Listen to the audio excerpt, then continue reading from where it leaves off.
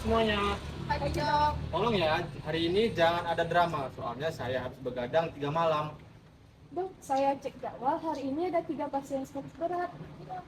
Ya Tuhan, ini calon saya apa jual Tuhan? Stop! Dokter aku ditinggal nikah. Mau nikah, di depan aku nikah. Mana undangannya cuma pakai Google Maps lagi tuh. Undangan online. Kurang ajar mantanmu. Dok, tolong dia dok. Dia dari tadi nangis sambil memeluk tiang listrik dan bilang kita pernah bahagia. Ya ampun, tiangnya salah apa? Gak tahu dok, dia sudah menangis 3 liter. Tolong dok. Untung bukan bensin.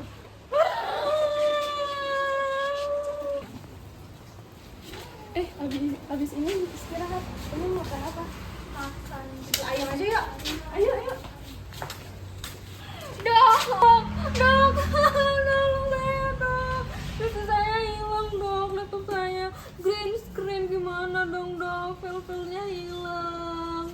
Skripsi hilang? Iya. Bisa itu. Nah, terus kamu? Aku tinggal tulis ulang. Gila. Gua aja nih nulis caption di IG bisa nangis. Terus gimana dok? Tolong skripsi saya dok.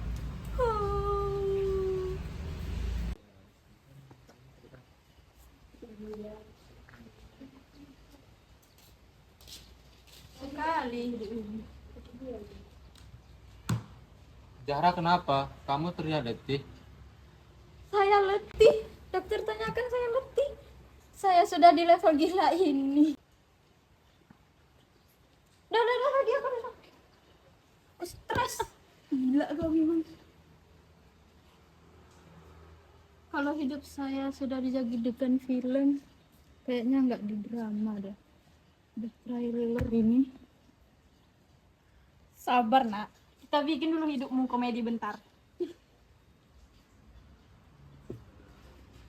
Oke semuanya, perkenalan dulu. Sebutkan nama dan penyebab stres kalian. Saya Arifah. Saya stres karena ditinggal mantan nikah. Dan saya saksi hidup dia dok. Dia diputusin cuma pakai emoji gini doang. Astaga. Saya Widya. Saya stres gara-gara skripsi saya hilang. Hilang beneran dok, kan hilang arah. Lebih parah dari tinggal nikah saya. Jangan bandingin. Hah?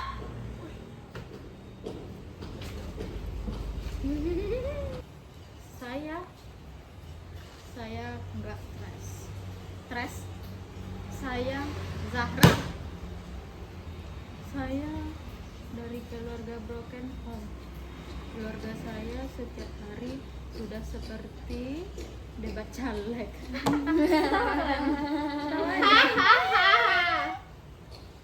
Humor kamu gelap banget, tapi lucu.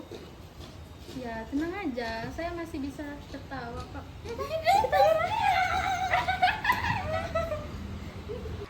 Oke rekan-rekan saya, jadi kita bisa simpulkan bahwa terhadap 3 pasien kita itu Ada berbagai faktor, seperti dari trauma atau stres. Nah, mungkin di sini saya akan menjelaskan mengenai stresnya itu, dampak pengertian stresnya itu, yaitu yang dialami tubuh dan pikiran ketika seseorang menghadapi tekanan, tuntutan, atau ancaman. Stres seharusnya normal, tapi jika berlaku berat atau berlangsung lama bisa berkembang menjadi gangguan mental seperti kecemasan atau juga depresi. Nah, selanjutnya itu trauma atau psikologis. Trauma itu adalah reaksi emosional jangka panjang akibat pengalaman yang mengancam keselamatan, menyakitkan atau sangat mengejutkan. Misalnya kekerasan, trauma, mengenang peristiwa dan merespon stres. Nah, mungkin ditambahkan teman saya.